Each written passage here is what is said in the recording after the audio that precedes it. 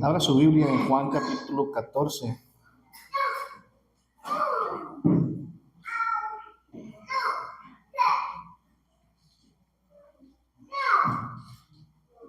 Amén.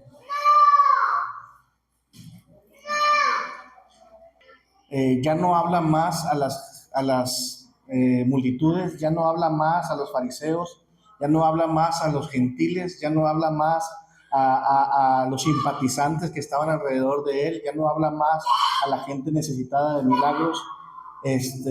Cierra ese episodio de su ministerio para ahora dirigirse directamente a la iglesia. Y lo primero que le dice la iglesia es: no se turbe vuestro corazón, creéis en Dios, creed también en mí. Y esta frase, hermano, de creer en Dios, de creer en Él, ya no tiene nada que ver con lo que Él podía hacer. ¿Sí? Ya no tenía nada más que ver con lo que Él podía hacer. Muchas veces nosotros venimos aquí a la iglesia creyendo en Dios, creyendo en Cristo,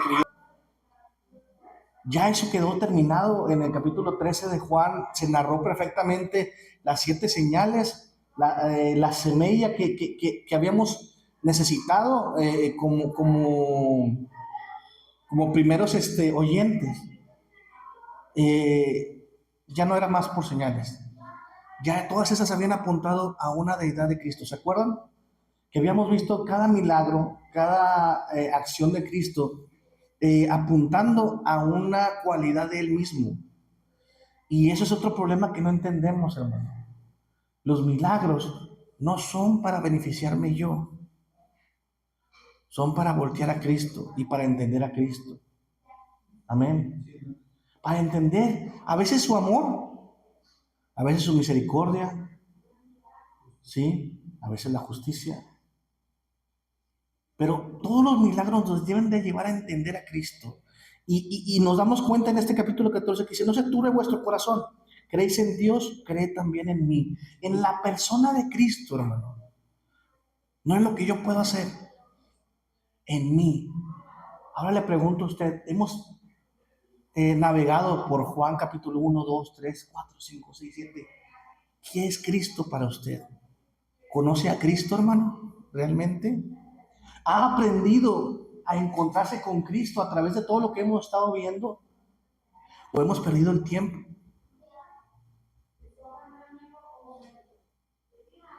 Amén. Le voy a pedir a mi hermano Irra si nos apoya con tanto con la proyección, hermanos. Realmente hemos aprendido a conocer a Cristo. ¿Qué ha conocido usted de Cristo que no entendía muy bien? ¿Qué parte de la deidad, qué parte de la humanidad, qué parte de su esencia conoció usted a través de estos 13, o ya los conocía todos, las cualidades de Jesucristo? Vimos algunos paradigmas derrumbarse, porque esos paradigmas eran ideas que yo tenía concebidas previamente de quién era Cristo, cómo era Cristo para mí. Y esos paradigmas se empiezan a derribar y a derribar y a derribar. ¿Alguien recuerda algo? ¿Alguien comprendió una parte de Cristo en todo lo que hemos visto? Dice: ¿crees en que no se turbe vuestro corazón? Aquí hay un problema bien grande, hermano.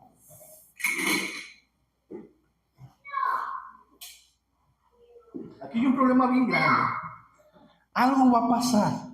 Algo viene fuerte a la iglesia de Jesucristo. Pedro había sido pedido varias veces para ser golpeado en su humanidad. Y le dice Cristo: realmente tú me vas a negar. Todavía hay cosas que tú no entiendes y tendrás que entenderlas, dice Juan capítulo 16, hasta que venga el Espíritu Santo y te las revele. Pero la verdad es que dice: no te turbes, no. ¿Cuándo se turba un corazón? ¿Cómo es un corazón turbado? Un corazón, ¿cómo lo percibe usted? Angustiado, con cierto miedo, ¿verdad? Pero la turbación, hermanos, es ese mismo miedo con el conocimiento de Dios. sabes quién es Dios, has entendido quién es Dios, lo has experimentado en tu vida, pero aún no comprendes por qué tienes miedo. ¿Verdad que sí? Alguien dice, no tengas miedo, pues te diga, no tengas miedo. Turbarse, hermano, y cuando viene eso es por un evento externo. Y en tu vida empiezas a confundirte porque tienes ese miedo, pero aún conoces a Dios y has experimentado las bondades de Dios y tienes esa duda y esa incomprensión de lo que está sucediendo. Y le dice, no se turbe vuestro corazón, ¿creéis en Dios? Sí, sí creo en Dios. Bueno, crean en mí. Pero ya no habla Cristo de que crean en lo que yo puedo hacer. Crean en mí. ¿Quién soy yo para ustedes? Crean en mí cuando les digo, en la casa de mi padre muchas moradas hay. Y si así no fuera, yo os hubiera dicho, voy pues a preparar un lugar para vosotros. Y no está hablando, hermano, otra vez de casitas. Porque muchas veces pensamos, ¿verdad? Nos enseñaron en los parabolitos, con el librito sin palabras, calles de oro, ¿verdad? Mar de cristal, ¿verdad? Y vamos a tener una mansión, ¿verdad? ¿Sí o no? Amén, amén. Ahorita estamos aquí todos calientitos, ¿verdad? ¿Para qué se ocupan las paredes?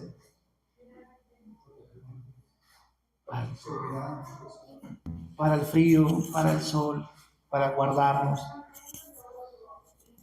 ¿Usted cree que en el cielo va a ocupar paredes para el frío? ¿Techo para el sol? ¿Ventanas y protectores para que no le roben sus cosas? Cuando Jesús habla, hermano, de un lugar para nosotros, una morada, está hablando de compartir el lugar de habitación con nosotros. Amén. Amén. Y si no fuera cierto que tú vas a estar conmigo un día, si no fuera cierto que mi intención, fíjese, no está hablando de un lugar, sino de una comunión completa con Cristo, hermano. Y un día va a ser perfecta nuestra comunión con Cristo. Pero nos han enseñado día a día que el cielo es un lugar, por eso empiezan a ver gente turbada en su corazón. No, si no va a estar mi abuelita, es que mi abuelita falleció, no era cristiana. Y si no va a estar mi abuelita, yo no voy a estar bien a gusto en el cielo, porque yo amo a mi abuelita. No entiende esa parte que no es, está hablando de habitación, está hablando de comunión con Cristo, comprensión total de la persona de Jesucristo.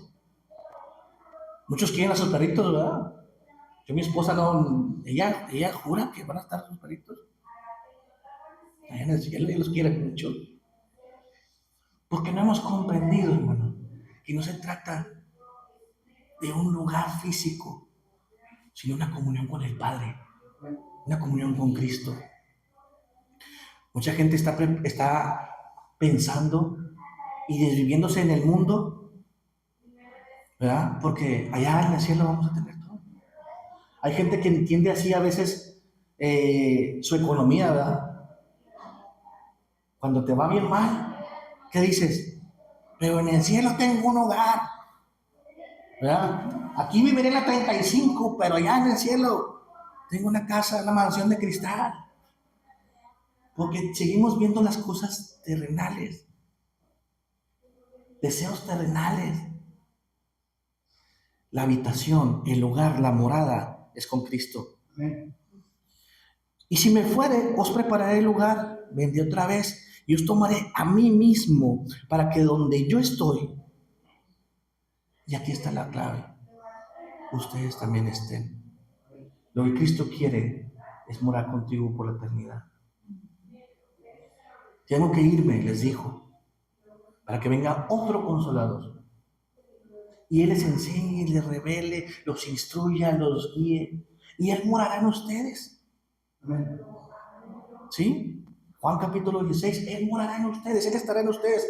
No es algo que venga y se vaya, no es algo que se derrame del cielo y llene en plenitud tu cuerpo. No, es un sello permanente de propiedad divina. Es un sello permanente de identidad. Es el sello de garantía de algo real. Sello de Dios. El sello es lo que es real, la garantía.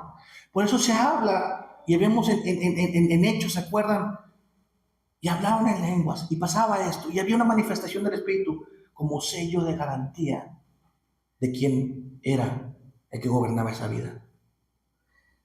Ahora el Espíritu Santo se muestra en el cambio interno y externo que provoca en nosotros. El Espíritu da cuenta de sí mismo y a ti mismo de si eres salvo o no eres salvo. Amén. No hay nadie más que pueda decir si eres salvo. Si te pregunto yo a ti, por gracia de la meritocracia, tú vas a decir, no puedo decir que soy salvo. Si te vas a hacer tu meritocracia, o vas a decir, soy salvo porque hago esto, o no puedo ser salvo porque no puedo hacer lo otro. Pero cuando se trata de la manifestación de Cristo y su Espíritu, Él da cuenta de quién es salvo y quién no.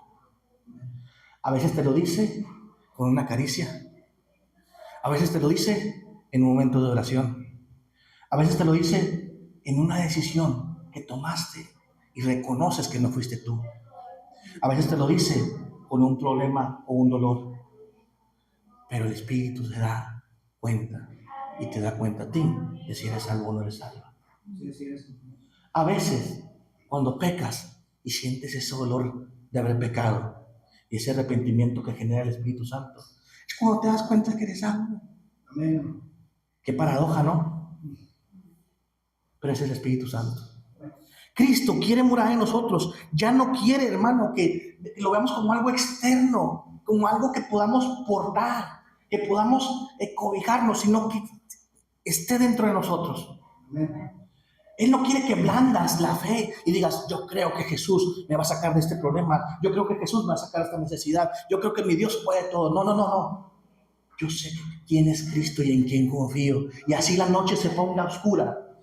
Confío en Cristo, aunque ande en valle de sombra o de muerte, no temeré mal alguno, porque tú estarás conmigo. Tu vara y tu callado me infundirán aliento. Aderezas mesa delante de mí, en presencia de mis acusadores. Unges mi cabeza con aceite, mi copa ahora está rebosando ciertamente el bien.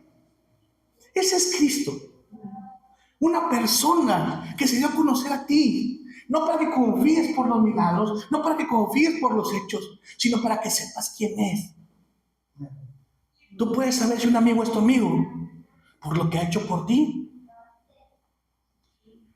¿Sí? Pero llega un punto en el que le amas porque es tu amigo. Y estás seguro de que es tu amigo por lo que ha hecho. Es viceversa. Pero ya no necesitas que haga nada más por ti, porque estás seguro que Él te ama. ¿O no es cierto? Con Cristo es lo mismo, hermano. Las señales ya están servidas, las señales ya están hechas. Los milagros ya se han servido, ya te has servido tú esos milagros. Y es algo que has portado. Pero ahora Dios quiere que entiendas quién es. ¿Quién es? Amén, amén. Hermano, yo te preguntaba, digo, no estudio la escritura y todo, pero veía la enseñanza en las bodas de Caná de Galilea, que mi verdadera purificación está en Jesucristo, que mi verdadero punto de encuentro no es el templo, es en Jesucristo, o sea, mi punto de adoración es en Él. La santificación no viene por algo que yo decida, por algo que yo haga, por algo que yo pueda hacer. Todo lo que yo haga termina siendo incompleto, porque aunque lo haga bien, no cubre ni un solo pecado. Todo lo que hemos hecho, todo lo que decimos, debemos de aprender que es para Cristo, por Cristo y para Él, en pos de Él. Y entendemos, hermanos, que en Juan 13 comienza un giro decisivo en cómo Juan presenta el Evangelio. Amén. Marca un punto de transición fundamental en todo el Evangelio. Lo que queremos es que a través de estos estudios, hermano, tú puedes entender y digas, Juan se trata de esto. Está estructurado de esta manera. ¿Se acuerdan? Primero se presenta a Cristo. Hay 7 divisiones que según el hermano Tenney son muy claras en Juan. Y primero es la revelación. ¿Sí, hermanos? ¿Están conmigo o ya no están conmigo? Revelación, presentación. Revelación, presentación, confrontación. ¿Sí? Y vamos a ver, hermano. Seguimos con el siguiente paso y dice, desde este momento Jesús deja de dirigirse al mundo y se concentra exclusivamente en los suyos. Aquí es donde usted tiene que poner más atención. ¿Sí? Porque en Juan, en la presentación, ya nosotros debemos de conocer quién es Dios. Cuando Cristo, el verbo, es presentado en Juan capítulo 1, en el principio era el verbo y el logos, que es la palabra original, era Dios, era con Dios. Que igual el verbo tiene mucho significado, pero logos tiene más significado todavía. No es una palabra, es un concepto. Logos es la sabiduría, es el conocimiento, es la luz, es el camino, y lo podemos ver y andar en eso. Podemos estudiar el griego y de nada nos va a servir si no entendemos qué es encontrarnos con la persona de Cristo, no con los términos. Amén. ¿Seguimos? Juan 1 a 12 es el ministerio público. Cuando usted lea Juan capítulo 1, 2, 3, 4 hasta el 12, es el ministerio público de Jesús. Después de ahí al 13, 21 es el ministerio privado y pascual a la iglesia, hermano. ¿Ok? A la iglesia. Este capítulo inaugura lo que también llama el corazón teológico. Todo lo que quiere enseñar Juan respecto a teología, hermanos, ¿sí? Viene en este punto, donde la revelación ya no se da por señales, sino por ¿qué? Relación, amor y entrega. Es la preparación. Del 1 al 12 nos viene preparando, diciéndonos, Jesús es esto, Jesús es el otro, Jesús hizo esto y esto y esto y esto y esto. Para en este punto culminante empieza toda la teología de Juan. ¿Qué nos habla teológicamente Juan? Del amor de Cristo, de la relación que tiene con nosotros, ¿sí? Y la entrega. Este es el evangelio, que Cristo, siendo Dios, se hizo hombre. Resumido en todo, hermano, resumido todo el evangelio, que Cristo siendo Dios, en el principio era el verbo y el verbo era Dios, ¿sí?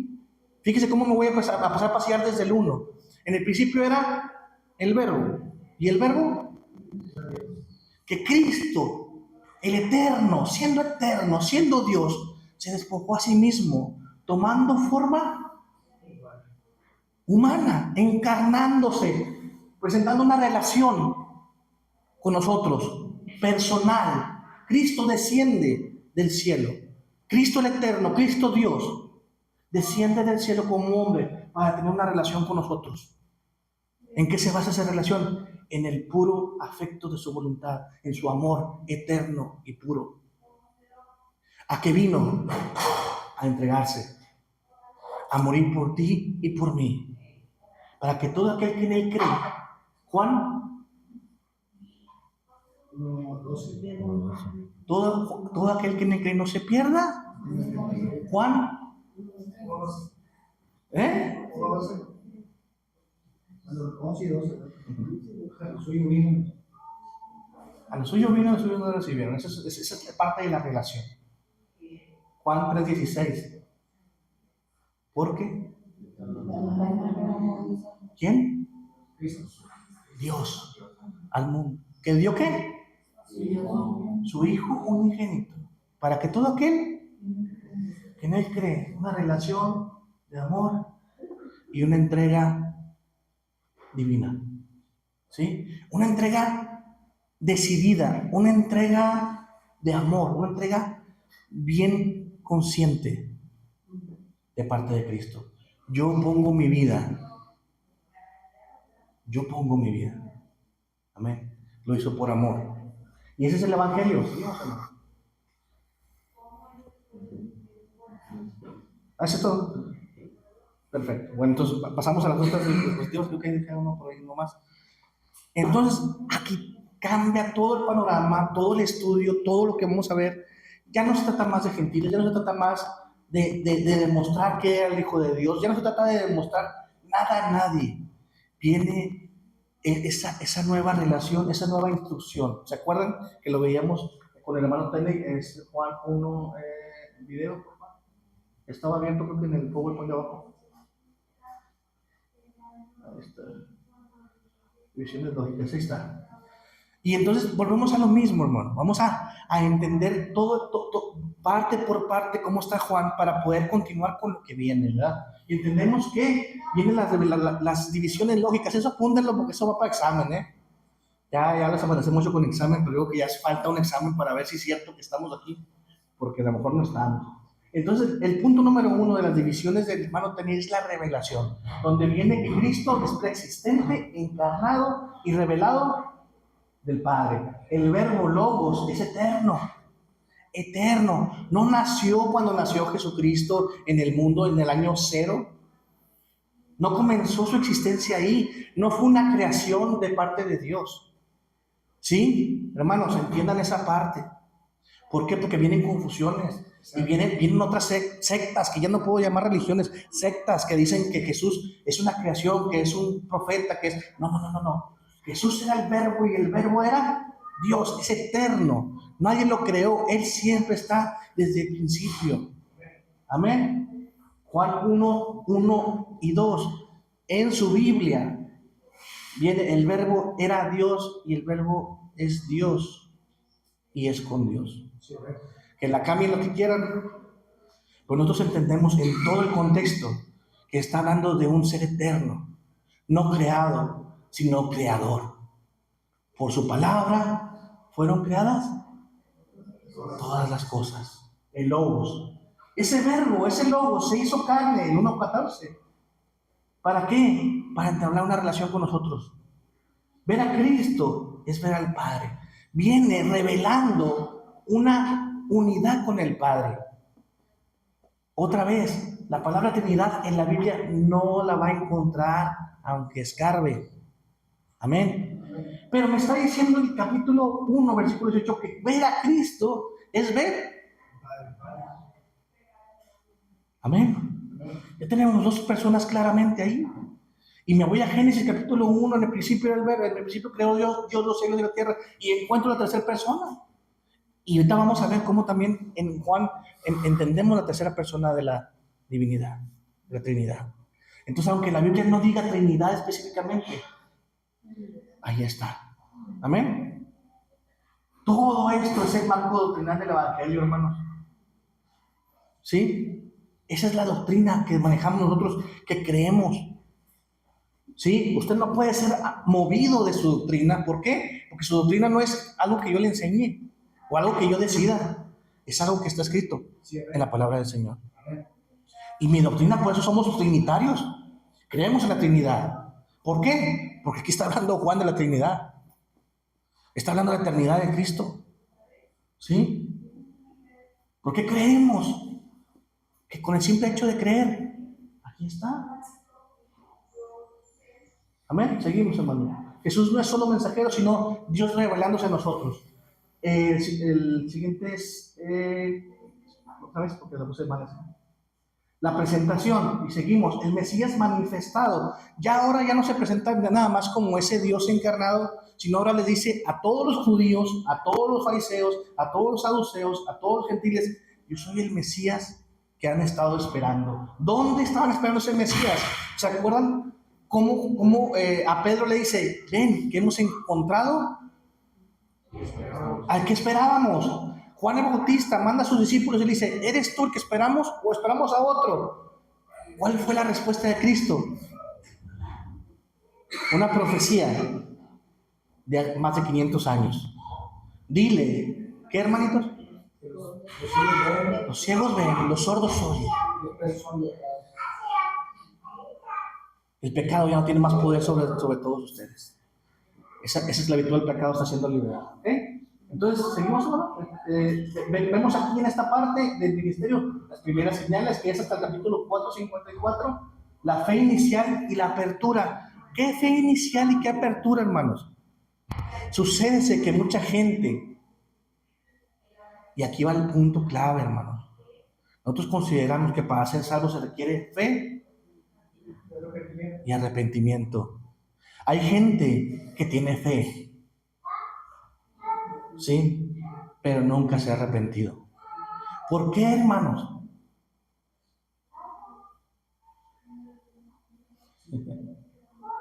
Ahorita le digo. Entonces, fe inicial y apertura de testimonios, tanto de Juan el Bautista como de los discípulos. Este es el que estamos esperando. Este es el de la promesa. Este es diferente a muchos otros que le van a decir a usted. Es que hubo muchos Cristos antes que Jesucristo. Sí, claro, pero no hubo ninguno que saliera de la tumba. Amén. Este es el Mesías revelado. ¿Seguimos, hermanos? La fe auténtica no es heredada, es respondida. Tenía que venir una decisión. Ya no era porque soy judío y ya hago todo lo que me dijeron. No, no, no, no. Eso se acabó con Cristo. El Mesías viene a quitar todo eso, que era sombra, como dice la palabra de Dios, era sombra de lo que habría de venir. Seguimos. Tercero, hermano, la controversia. Empieza el problema. ¿Por qué empieza el problema? Porque hay una autoridad cuestionada. ¿Cuál autoridad es cuestionada con Cristo? La autoridad de la iglesia, la autoridad de la religión. Si alguien le esgrime a usted, no, porque los bautistas, no, porque esto. Esa autoridad es cuestionada inmediatamente porque empieza Jesús a hablar de lo que es necesario y de lo que le pertenece a Él. Hermano, la sanidad del sábado es algo bien importante. Jesús quería romper realmente la ley.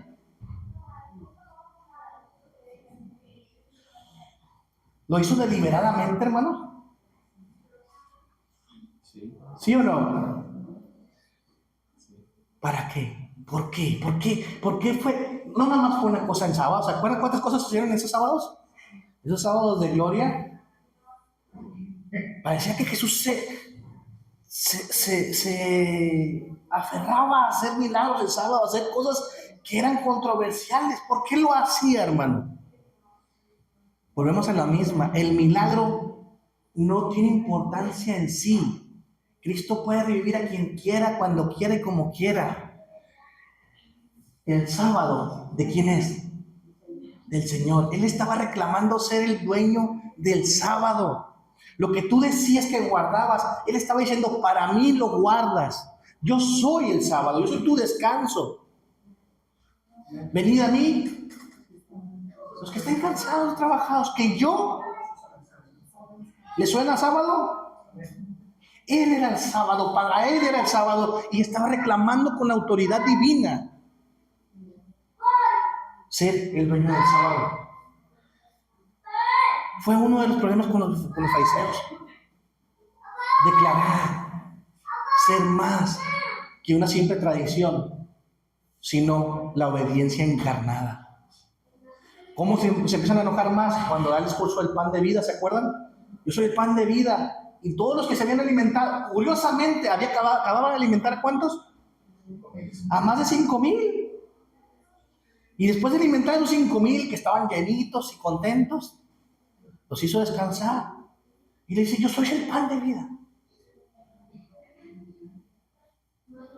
Hablando del maná, hablando de Moisés, hablando de esa autoridad que ellos decían, nosotros tenemos a Moisés, los profetas, tenemos el arca con el pan, tenemos esto, tenemos lo otro. Yo soy el pan de vida.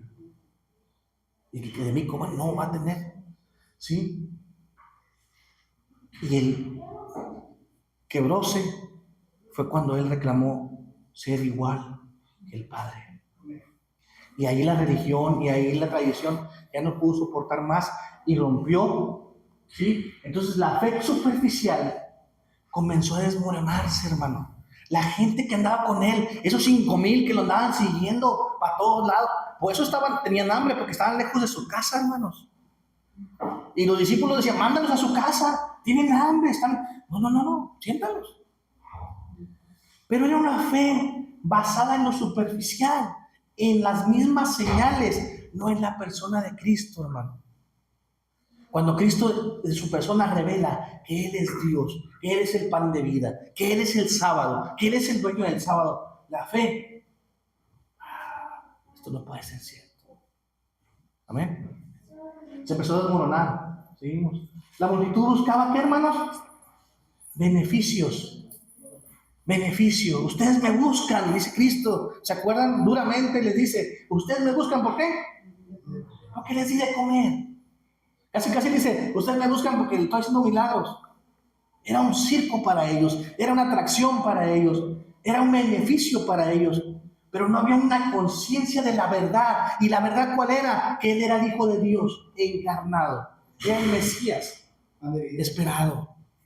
Amén. Muchos abandonan a Jesús, no pueden continuar con eso. Y aún los discípulos son retados, aún la iglesia es retada. Si no entiendes, iglesia, si no entiendes que seguimos a Cristo por quién es Cristo, no por lo que hace, te reto a que te vayas. Sigue a Cristo por quién es Cristo, no por lo que pueda hacer por ti. Esa es la relación de la iglesia con Cristo.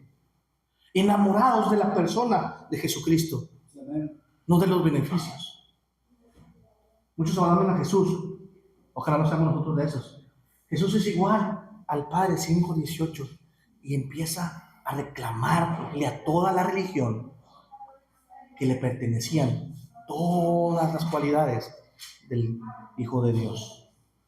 Seguir a Cristo por conveniencia te conduce a abandono. La mujer que vino a la iglesia porque Dios podía cambiar su matrimonio y Dios no cambia su matrimonio, termina por el hermano que llega reclamándole a Dios y retando a Dios, probadme en esto, Señor, si tú me bendices, yo te voy a bendecir. Se va a ir.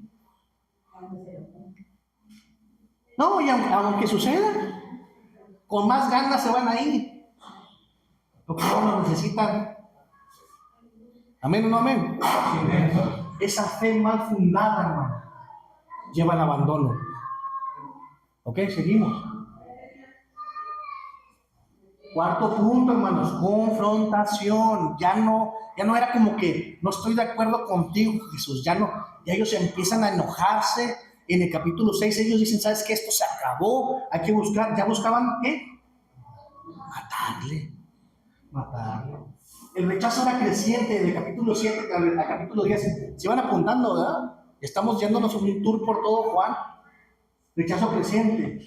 La ceguera espiritual contra el buen pastor. Ese milagro precioso del lodo en los ojos, ¿se acuerdan? No nada más estaba Cristo reclamando ser el primogénito de Dios. ¿Se acuerdan que habíamos hablado de esa similitud, de esa enseñanza? Los judíos creían que el hijo primogénito de la familia, su saliva tenía un poder. ¿Le suena familiar algún dicho de por ahí? Te pegabas de chiquito y te daba tu mamá y te sana y te echaba abajo, ¿no? ¿Se le ocurrió a los abuelitos de nosotros? Los judíos, la saliva del primogénito se usaba para curar. Del primogénito.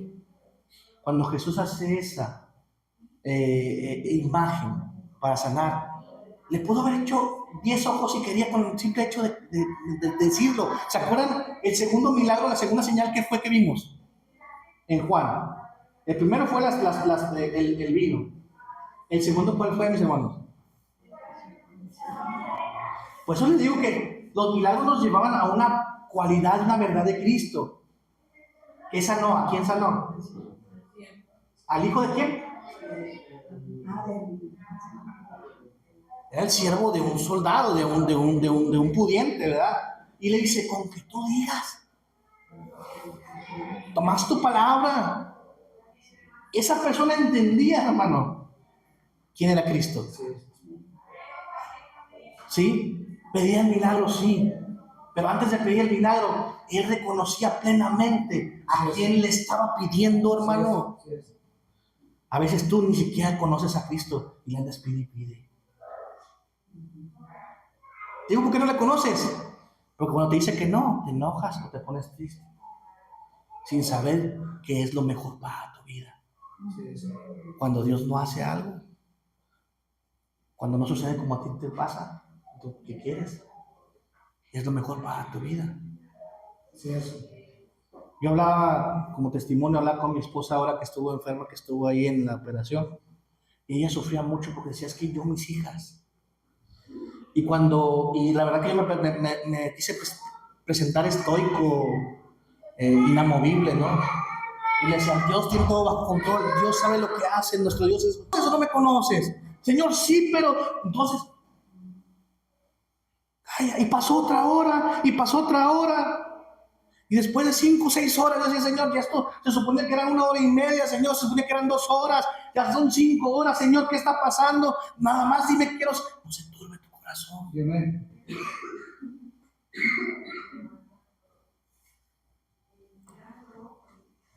Y el que estaba firme empezó a sentirse que despedazarse, desmoronarse. Pero cuando la debilidad nos sobrepasa y es evidente en nosotros, es cuando Dios se manifiesta. Así es. En tu debilidad, Amén. en tu necesidad, es donde Dios se manifiesta. Y me dice, lo que pase es lo mejor. ¿La amas? Sí, Señor, la amo. No sé qué voy a hacer si te la llevas. Si no la amas más de lo que yo la amo. Y si decido llevármela, tú no lo entiendes, pero yo la amo más que tú. Amén. Yo di mi vida por ella. Sí, amén. Y es cuando tu corazón respira. Y aunque andes en el valle, y aunque andes en el desierto, y aunque estés en la necesidad, y aunque estés en la duda, viene la paz en medio de la tormenta. Mi paso os dejo, mi paso os doy. No es la paz que el mundo da. Amén. Es la paz que te hace entender que tu fe está guardada en una comunión con Cristo. Le perteneces a Él. Dice Juan capítulo 14, volveré y los tomaré a mí mismo porque son míos. Amén. A mí mismo. Sí, amén. Abandónate al Señor. Abandónate a Cristo. Abandona todos tus deseos, todas tus ideas. Abandónalas a Él. Porque Él es el que te ama más que nadie. Te ama más que tú mismo. Abandónate a tu dueño. Volveré y los tomaré a mí mismo. No se turben. No tengan miedo. Van a pasar cosas. Van a fallar. Ustedes van a fallar. Iglesia, vamos a fallar. Si se tratara de lo que nosotros hacemos, hermano, siempre estaríamos con un miedo incesante del castigo eterno. Pero por eso dice, no se turbe tu corazón, Pedro. Me vas a negar, sí. Pero no se trata de lo que tú haces o dejes de hacer. Se trata de lo que yo hago contigo, Pedro. Sí, amén. No te turbes. ¿Vas a negarme? ¿Cierto? ¿Vas a maldecirme? ¿Cierto? Pero aquí nunca se trató de ti, de lo que tú eres, de lo que tú haces. No es la meritocracia como nos enseñaba el hermano Israel. Pedro pensaba tener esa cualidad de seguir a Cristo. Dijo, tú no puedes aún, hasta que entiendas que es en tu debilidad donde yo me manifiesto. Que no se trata de lo que tú hagas o dejes de hacer, de qué tan bueno eres, qué tan valiente, qué tan decidido estás. Se trata de lo que yo soy y lo que voy a hacer. Amén. Cuando entiendas lo que voy a hacer y voltees ahí, es donde vas a entender el poder grandísimo de mi amor. De tal manera amó Dios al mundo. Sí, amén. Cambia la perspectiva, ¿verdad que sí? Cambia la perspectiva al momento de estar en dudas y temor. Juan capítulo 14, versículo 1, iglesia, no te turbes. Sí, amén. No eres tú, no son las circunstancias. Cristo es Cristo eternamente y para siempre. El que es, el que fue y el que será. Él es el buen pastor. Esa figura tan perfecta de amor y entrega contrastaba contra los líderes religiosos de ese momento, que deseaban la atención, que deseaban que los primeros lugares, que no querían soltar esa autoridad. Y Cristo nos viene enseñando con el buen pastor que el seguir a Cristo es el servicio, Amén. es la entrega, el servicio. La luz revela la ceguera espiritual. Cuando Cristo hace ese milagro con ese hombre, cuando tú de un niño nunca le has dicho algo que está mal y lo hace, ¿qué pasa? Hasta que tú no vienes y le dices, eso está mal, Él lo comprende. ¿Verdad que sí? Cuando Cristo abrió los ojos de ese hombre, inmediatamente ese hombre entendió que era objeto de un juicio, que tenía que ir a Cristo.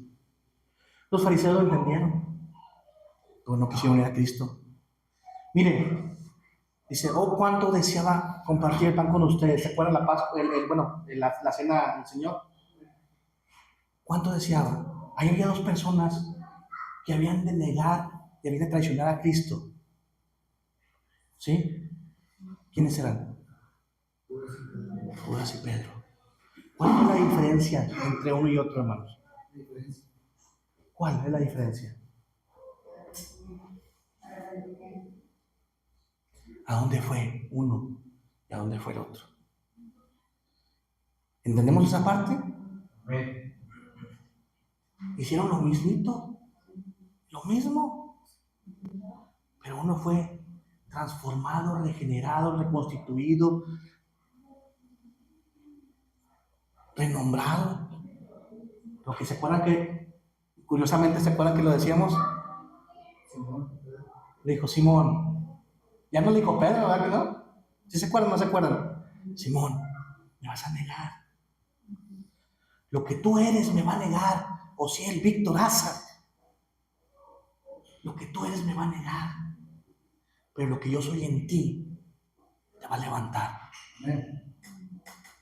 ¿Sí? Lo que yo soy va a negar a Cristo.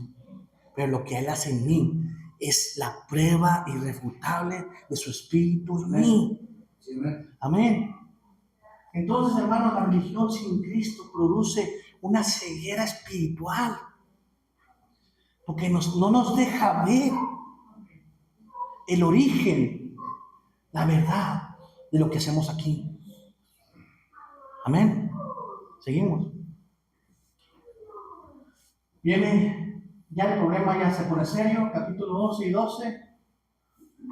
Curiosamente, hermanos, ¿cuál fue el milagro que desató el conflicto? Había ya una controversia, había un problemilla, había una decisión en capítulo 6, ya toman la decisión de matarle, pero todavía no estaban como que muy organizados, estaban apenas organizando los religiosos. Pero aquí el conflicto se decide en capítulo 11 y 12. ¿Qué pasa? Capítulo 11 y 12 de Juan, mis hermanos, que ya estamos siendo unos expertos en el capítulo de Juan. ¿Qué sucede?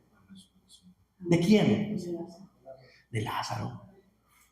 De Lázaro. Y precisamente es donde ya no... Les digo, ¿cuál era el reclamo de los fariseos con Jesús? Dinos abiertamente lo que nos quieres decir. ¿Para qué, hermanos? ¿Para recibirlo? Jesús viene y sana en sábado y dice, sana en sábado, hace milagros en sábado, reclamando que Él es el sábado, Él es el descanso, que para Él es el sábado, que Él es el dueño. Así es. Viene y agarra las tinajas de purificación y dice, yo soy la purificación completa. Yo soy el pan de vida, yo soy el buen pastor. Y todos dicen, dinos abiertamente quién eres. Pero este milagro, esta señal, como marca Juan y como marca el hermano Tene, esta señal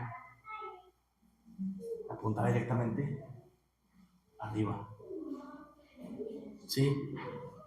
Si bien lo habían visto alimentar a 5,000, si bien lo habían visto sanar a paralíticos, a ciegos, ya esta era la señal definitiva de que Él era de Dios. Nicodemo le viene y le dice, capítulo 3, sabemos que eres de Dios, porque lo que estás haciendo no lo puede hacer alguien más. La gente, la multitud, los gentiles dicen, habla como alguien que tiene autoridad. Pero es lo mismo, hermano, cuando ves el milagro, cuando ves los hechos y no ves la persona de Cristo, estás muy lejos del punto. Los milagros, las señales apuntan a Cristo. No habla como alguien que tiene autoridad. Habla porque Él tiene la autoridad, porque Él es la autoridad. Amén. No como alguien, no como algo. Él es eso. Él es la autoridad, Él es el Hijo de Dios, Él es Dios mismo. Lo que hago yo, lo hago con conexión con el Padre, dice Cristo. Y si no viniera yo del Padre, no podría hacer las cosas que yo hago.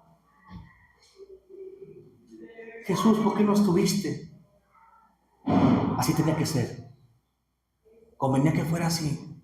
Y va y visita la tumba de Lázaro y remueve la piedra. Amén. Y esa es la teología dentro del evento maravilloso.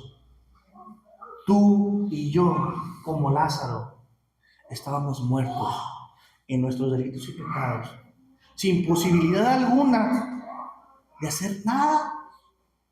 Pero vino el Señor, removió la piedra y nos llamó a hacer algo que por nosotros mismos no podíamos. Lázaro estaba vendado, podrido y olía mal. Y la orden fue: sal fuera. Éramos tú, éramos yo, éramos todos, ese Lázaro. Y aún estando muertos, Él nos resucitó. Él nos dio vida, porque nos ama. Amén. Entonces, hermanos, entendemos esa parte y podemos ver cómo la incredulidad nacional se consuma. Ya la gente dice: ¿sabes qué? Esto se acabó, yo ya no quiero saber nada de Jesús. El pueblo de Israel, históricamente, proféticamente, estaban cumpliendo con lo que estaban terminados para hacer, que era negar al Mesías y rechazar al Mesías. Esto no es nuevo, esto no sucede ahí como que, ¡ay! Lo negaron, no nos lo esperábamos. Vamos a ver qué pasa en el capítulo que sigue. Profetizado desde Joel, profetizado desde Isaías, desde Jeremías, profetizado por todos los profetas, que ellos habían de negar, martirizar y rechazar a Jesucristo, el Mesías. Amén. El liderazgo decide entonces, le llamo liderazgo porque no es la iglesia. Eran los líderes de una religión y deciden matar a aquel que supuestamente estaban esperando. Capítulo 12, 53. No decidir por Cristo, hermano. Hablo del pueblo de Israel. ¿Sí? Nosotros los que querían matarle estaban totalmente condenados. No había manera. ¿Por qué? Porque la religión es ceguera espiritual. Sí. Es imposibilidad. Hermano, cuando tú vengas sirviendo religión a este lugar, es imposibilitado para tener un encuentro con Dios. Así es sencillo. ¿Sí? De hecho, la religiosidad, aparte de ser ceguera espiritual, nos vuelve insensible. Insensible, totalmente. Entonces, yo me imagino ese momento viendo un milagro o señal portentosa, de ver resucitar a alguien que ya hasta oía mal, en lugar de voltear hacia él como reconocimiento de quién era y aceptarlo en el espíritu, lo rechazaron. O sea, es increíble cómo pudieron haber pensado de esa forma, ¿verdad? O sea, viendo lo que vieron, digo, oye, el pobre Señor muchas veces ve las maravillas del Señor en su obra y todo, y a veces permanecemos inertes, insensibles y ciegos quizás por nuestra propia religiosidad, ¿no? Hemos llegado a tener ese encuentro con el Señor. Y luego, un principio de ahí, al ser llamado Lázaro, somos llamados a salir fuera. Somos llamados a salir fuera de... Sí, el principio de la iglesia. Sí. El principio de la salvación, el principio de la iglesia está en ese milagro, en esa señal. ¿Sí? Estábamos muertos en delitos de pecados. Él nos llama. ¿A dónde? A salir de este mundo. Pero algo que tú y yo no podemos hacer sin Él. Amén. Entonces, esa parte, hermanos, es muy contundente. Y la verdad es que volvemos a lo mismo, lo hemos practicado muchas veces, lo hemos predicado, lo hemos enseñado. Esa religiosidad te lleva a morirte, hasta tener un cebo, una armadura contra las verdades espirituales. ¿Sí? Porque tú mismo te justificas, porque tú mismo... el hermano está haciendo esto y quién sabe qué. ¿El religioso? ¿Y tú? ¿Qué hacemos contigo entonces? ¿Sí? ¿Sí, no? ¿Qué pasaría si ahorita de repente, en una religión que nadie conoce, sale ahí enseñando los milagros? Dices, Jesús portento, no es bautista, no es católico, no es nada de eso, no tiene nada que ver con lo que estamos enseñando. Y nos dice, ¿saben qué? Están equivocados. Yo soy Cristo. ¿Cómo lo tomamos nosotros? Bíblicamente nos dice la palabra del Señor: lo que está escrito está. No agregues, y maldito que el que agregue. Y el que venga y diga otra cosa es anatema. se levantarán. Pues. Y si vendrán vendrán después de ustedes, y dice la iglesia. Realmente sí son falsos, pero si empiezan a resucitar muertos, Volvemos a lo mismo. A lo que voy es, ¿por qué nos trasladamos Al evento? a lo que vivieron los fariseos de ese momento? Porque realmente no somos nosotros los fariseos. ¿Sí? Y podemos ser Pedro, y volvemos a lo mismo.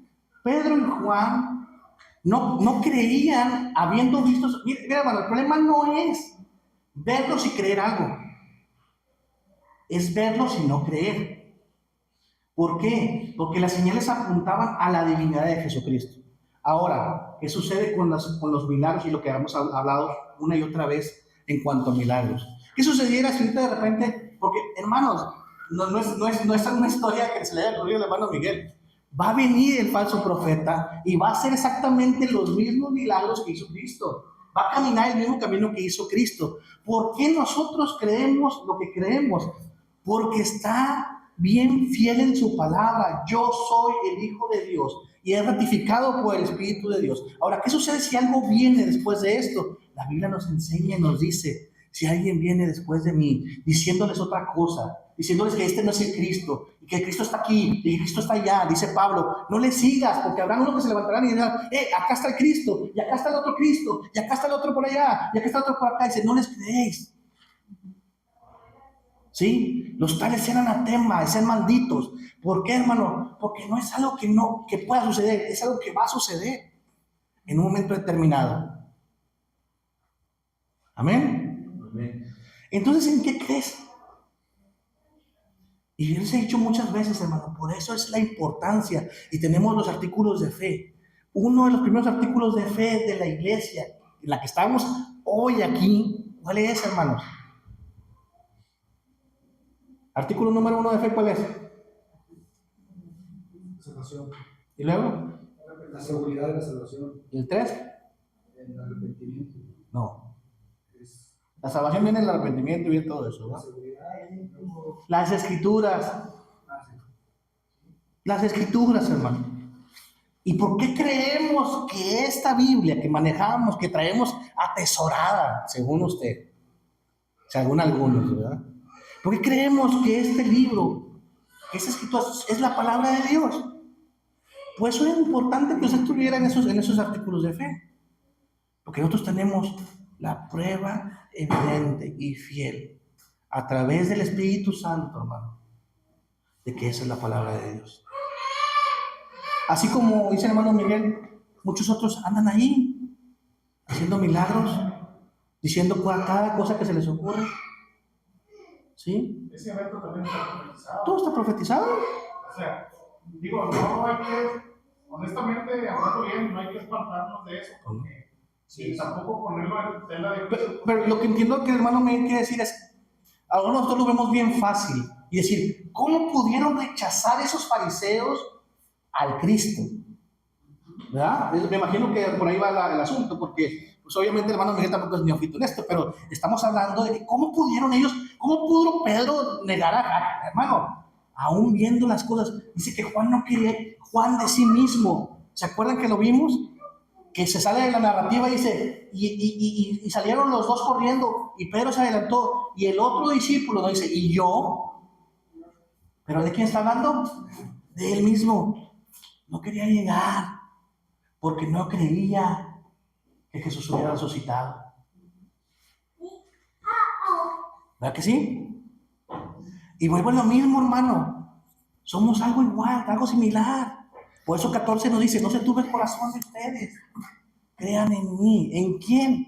Y volvemos a lo mismo, hermano Miguel. Nosotros creemos en el que está en la Biblia. Crean en mí. Juan capítulo 14, versículo 1. No se turbe vuestro corazón, creéis en Dios, creed también en mí. Si me fueres a preparar el lugar y tomaré a mí mismo para que donde yo estoy vosotros también estéis. Y sabéis a dónde voy y sabéis el camino. Y empieza ahí el incredulito de Tomás. ¿Qué le dice? Le dijo Tomás, Señor, no sabemos a dónde vas. ¿Cómo pues podemos saber el camino? Jesús le dijo, yo soy el camino, la verdad y la vida. ¿Qué más? Nadie viene al Padre si no es por mí. Entonces, hermanos, para dejar de creer en ese Cristo Jesús, tenemos que dejar de creer en la palabra de Dios, dejar de creer que las escrituras fueron inspiradas por Dios y dejar de creer en todo lo que el Espíritu nos ha hecho saber. ¿Cuál es la diferencia entre nosotros y los que estuvieron antes? A Pedro le dijo Cristo, capítulo 13, a donde yo voy no me puedes seguir todavía. Todavía no lo entiendes. Por eso es necesario que yo me vaya, para que venga otro consolador que les va a mostrar el camino, que les va a redarguir, que los va a sanar, que les va a enseñar, que los va a instruir. Va a abrir en su entendimiento. Y resulta ser que les dijo, no se vayan de aquí. Después de haber resucitado a Jesucristo, no se vayan de aquí hasta que venga el Consolador, el Espíritu. La diferencia entre esos fariseos y nosotros es el Espíritu de Dios. La diferencia entre nosotros y los que están afuera es el Espíritu de Dios. No es lo que tú haces, no es lo que tú crees, no es lo que dejas de hacer, no es lo que das. Es el Espíritu que por amor a Dios redarguye tu corazón para llevarte a sí mismo, a Cristo. Amén. No se trata de nosotros, hermanos. No es una historia humana. Cada que la queramos convertir en una historia humana, vamos a andar por las nubes. ¿Verdad que sí? Haciendo a Nazón profeta, haciendo apóstoles por todos lados, haciendo angelitos que nos llamen. Cada que quieras humanizar la historia bíblica y la eternidad, estás destinado a equivocarte. Eso se trata de Cristo, lo que Él hace y lo que Él es. ¿Sí? Así es sencillo, hermano. Entonces, hermanos, seguimos. No decidir por Cristo ya es una decisión contra el pueblo que había decidido no creer. Él ya estaba en contra totalmente de Cristo. La instrucción, capítulos, división 6, formación final de sus discípulos, capítulo 13 al 17. Viene el Espíritu Santo como una figura necesaria. La oración sacerdotal de Jesucristo, que me encanta esa oración, que es por la iglesia, no nada más por sus discípulos, y el aposento alto. El Espíritu Santo capacita. La unidad de la iglesia glorifica a Dios y el liderazgo se expresa en servicio. Iglesia, esto es para ti. Desde el capítulo 13, 14, todo es para ti, iglesia. El Espíritu Santo capacita. Tú no tienes la oportunidad, tú no tienes el talento, tú no tienes la habilidad. El Espíritu Santo capacita. Capacita. Pero ¿cómo vamos a estar experimentados y cómo capacitados si no hay una comunión con el Espíritu? Si lo que menos alimentas es el Espíritu. Ya a veces ni siquiera sabes distinguir entre la voz del Espíritu y tu misma carnalidad, tus mismas decisiones. Amén. Algo que glorifica a Dios como iglesia, ahorita hablaba el hermano, el pastor, sobre esto, que nos duelan los demás, que nos importen los demás, que seamos uno, es que quieres darle la gloria a Dios. No cantes bonito, no te pongas corbata, no ofendes. La gloria a Dios se da en la unidad de su pueblo. Para que tú, así como tú y yo somos uno, te pido la oración sacerdotal de Cristo. ¿Cuál es la oración? ¿Cuál es el deseo de Cristo, hermano? Que seamos uno. Y venimos diciendo que somos cristianos, hijos de Dios, pero no queremos ser uno. No podemos ser uno. Por eso la oración de Jesús al Padre es: guárdalos en tu ¿qué? Verdad. ¿Y qué dice? ¿Cuál es la verdad? Hermano Miguel, ¿cuál es la verdad? Tu palabra es la verdad. Literalmente sí dice: Padre, le busque la oración sacerdotal. Padre, guárdalos para que como el tuyo somos uno, yo estoy mencionando uno. Guárdalos y santifícalos en tu verdad. Y lo hace un apartadito y dice: tu palabra es la verdad. Y ese es el punto. Amén. Y luego, ya que estás experimentado en la unidad de la iglesia, para guardar esa unidad, el liderazgo, hermanos, desde aquí, desde donde sea, se basa en servicio, en lo que yo puedo hacer por los demás, en lo que a mí me mueve Dios para hacer por los demás. Decía el hermano Miguel en algún momento, decía el pastor, lo que hacemos para Dios. Desgraciadamente muchas veces lo que hacemos para Dios no es para Dios. Pero cuando haces algo por Dios, ¿qué quiere decir esto? Cuando Dios puso algo en tu vida, las buenas obras para que tú andes en ellas, Cuando tú lo haces, en vez de que volteen a ver al hombre, en vez de que volteen a ver el taco, en vez de que volteen a ver el dinero, en vez de que volteen a ver los zapatos, volteen a ver a Dios. Amén. ¿Cómo quieres saber si realmente estás haciendo las obras de Dios? Cuando lo que tú haces pasa desapercibido, pero glorifica a Dios. Así de sencillo. Si tú te paras aquí y predicas y cantas muy bonito y la gente te dice, qué bonito predicó, hermano. No. Que la gloria sea para Dios. Señor, gracias, Señor, por hablarnos. Señor, gracias por... Sí, en algún momento una hermanita, y yo tuve la tentación, hermano, me vi tentado.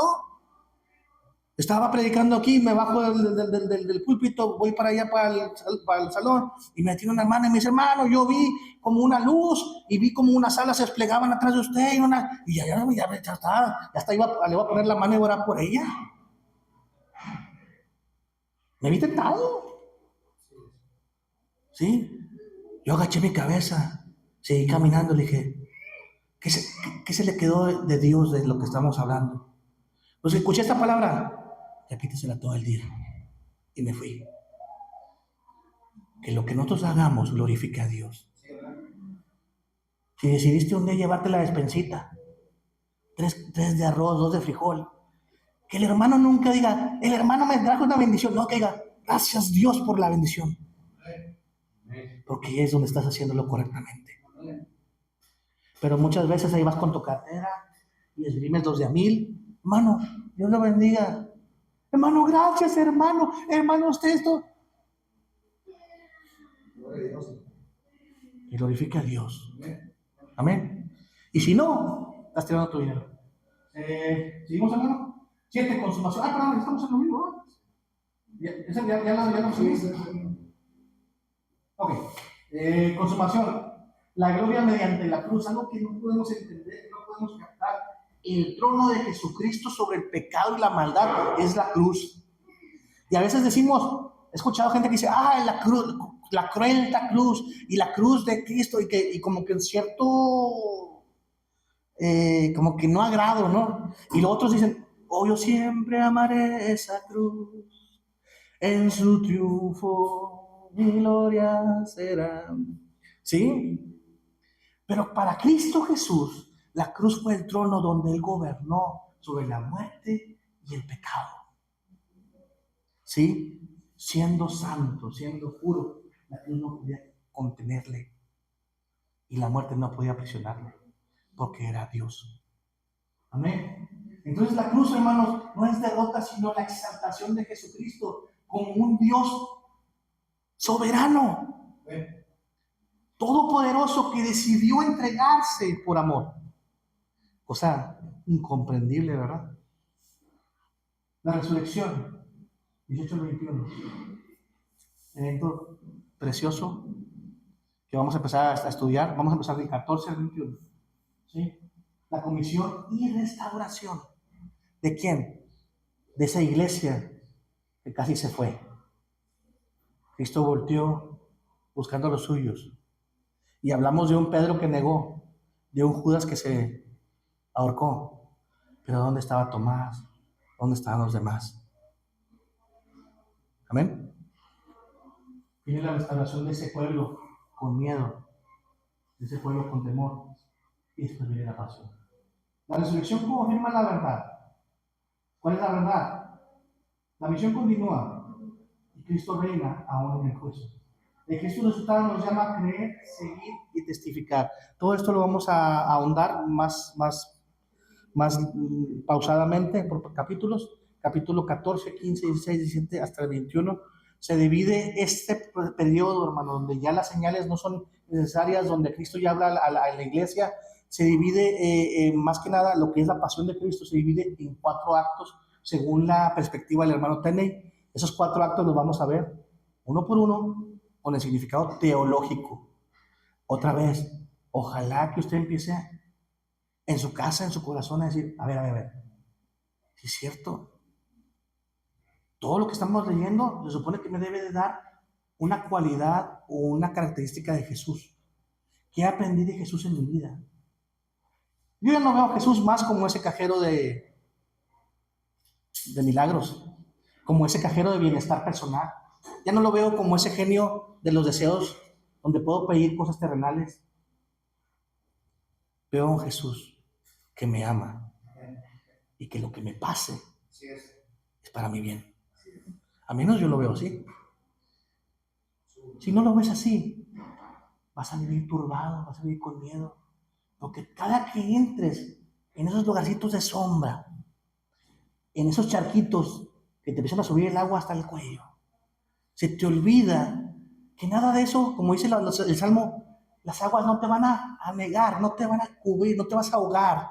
Sí, es complicado, sí, no es agradable, pero es por tu bien. Y sabiendo quién es Cristo y conociendo a Cristo, sí, yo puedo vivir confiado. Amén. Aunque parezca que Él está durmiendo en la barca y que los vientos van a reventar el barco, Él sigue siendo Dios. Amén. Entonces, hermanos, yo creo que es importante que si no lo vimos, cada una de las señales, búsquelas, son 7 señales. 8, ¿se acuerdan que decidimos meter la purificación del templo en vez de caminar en el agua? Por algunas razones obvias. Pero son 8 señales que se presentan en Juan. Estudienlas, hermano, una por una, y digan: Señor, ¿qué me quieres enseñar de ti, Cristo, en esto? ¿Qué quieres hablarme de ti? ¿Sí? A lo mejor me pasó por alto todos estos días. El hermano sí él hablaba, pero yo no entendía muy bien. Señor, a mí, revélamelo. Una cosa de ti, Cristo. Digo una cosa, yo me aferro a eso. A que Él me ama más de lo que yo me amo a mí, y que ama más a los que yo amo de lo que yo los pueda amar. Así que no tengas miedo cuando los que tú amas les empieza a ir mal en el trabajo, les empieza a ir mal en la oficina, les empieza a ir mal de salud, porque Dios está obrando, porque Dios tiene control. Y los que son suyos, lo va a guardar hasta el fin. Señor le bendiga, hermanos. Va a haber